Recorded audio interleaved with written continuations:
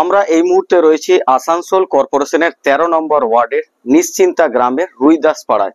এই বাড়িটি হচ্ছে রুইদাস পাড়ার আকাল রুইদাসের বাড়ি, যে বাড়িটি একেবারে ভঙন দশা অবস্থায় রয়েছে। এই বাড়ির যে মালিক আকাল রুইদাস গত 2023 সাল থেকে আজ 2025 সাল পর্যন্ত বিভিন্ন দপ্তরে আবাস যোজনার জন্য নথিপত্র নিয়ে গেলেও কিন্তু এখনই হয়রানির শিকার হচ্ছে তিনি। বিভিন্ন দপ্তর থেকে তাকে জানানো হচ্ছে কখনো এই দপ্তরে যান, কখনো ওই দপ্তরে যান। প্রত্যেক দিনই তিনি বিভিন্ন দপ্তরে যাচ্ছেন শুধুমাত্র আবাস যোজনার একটি বাড়ি তৈরির জন্য। এখনো মেলেনি আবাস যোজনার বাড়ি। সব থেকে বড় বিষয়, রাজ্যের মুখ্যমন্ত্রী মমতা বন্দ্যোপাধ্যায়কে তিনি এই বিষয়টি ফোনে জানালেও কোনো কার্যকরী কিছু হয়নি। দাদা 2023 থেকে আবাস যোজনা ঘরকে নিয়ে আমরা দীর্ঘদিন আসানসোল কর্পোরেশনে বিভিন্ন দপ্তরে ঘুরি কাগজপত্র নেওয়ার পরও এরা যখন কোনো কথা আমাদের শোনেনি, তখন দিদিকে আমরা অনলাইন করি।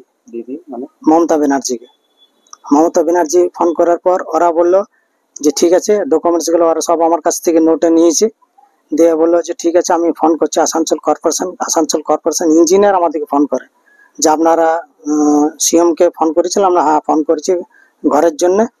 তো বলছি ঠিক আছে, আপনাদের কাছে ডকুমেন্ট যা যা আছে আপনারা নিয়ে আসুন। আমরা আসানসোল কর্পোরেশনে সব কাগজপত্র নিয়ে যাই।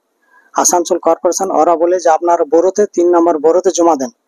3 নম্বর বোরোতে জমা দেওয়া যখন যায় তখন ইঞ্জিনিয়ার বলছে যে আমার কাছে কেন এসছেন, আপনার আসানসোল কর্পোরেশন যান। আসানসোল কর্পোরেশন বলতে বোরোতে, বোরো বলছে আসানসোল কর্পোরেশন। 2023 থেকে এখনো পর্যন্ত আমাদের কাগজ জমাই হলো না, আর আমাদের ঘরে নিয়ে কোনো আলোচনা হয়নি। ফির দিদিকে ফোন করি, তারপরে কোনো রেজাল্ট এখনো আসেনি। এখনো পর্যন্ত এই অবস্থায় আমাদের দাঁড়ায় আছে। আবাস যোজনার জন্য কাগজপত্র 2023 থেকে 25-এর ভেতরে আপনাদের গ্রামে বা আপনার বাড়ি সংলগ্ন এলাকায় আবাস যোজনা কি বাড়ি তৈরি হয়েছে? হ্যাঁ হয়েছে, পাড়াতেই হয়েছে। সেই সময় কি আপনার ফর্ম জমা ছিল?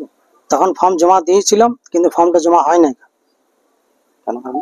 হয় না, বারবার গেছি, বলছে তোমরা অনেক লেট করে দিয়েছো। আমরা লেট করে, আমরা তো জমা দিতে এসেছিলাম, আপনারা তো জমা নেন নাই। এখন কি ফর্ম জমা নিয়েছে? না, নেয় নাই। কেন নেই? না নেওয়ার কারণ হচ্ছে উৎপল সেনার কাছে বারে গেছি, আমাদের চেয়ারম্যান সাহেবের কাছে। উৎপল সেনা বলছে বিনোদ বাউরি বলে একটা ছেলের কাছে দেয় জমা, আমি জমা দিয়ে এসছি। বিগত দিন থাকার পর ও আমাকে ঘুরে দেয়, বলছে দাদা কাগজ আমি জমা দিতে পারলাম না। কেন পারলাম না সেটা আমি। কাউন্সিলর রিনা মুখার্জি। কত নম্বর ওয়ার্ড? 13 নম্বর ওয়ার্ড। কি বললো? ও দিদি বলছে হবে, সবারই ঘর হচ্ছে, তোমারও ঘর হবে। কবে হবে? বলছে আজকে বছর খানেক হয়ে গেল। আপনার তো কাগজপত্রই জমা নেই। কাগজপত্র জমা হয়নি, কিন্তু দিদির কাছে একটা সেট দেওয়া আছে। এরকম আবাস যোজনা দিদির কাছে একটা সেট দেওয়া আছে, ওই যখন হবে তখন তোমাকে কল করবো, কিন্তু কবে কল করবে জানি না। এখন কি অবস্থা রয়েছে? দিদিকে বারবার বলছে, বলছে হবে, শুধু এইটুকু বলছে।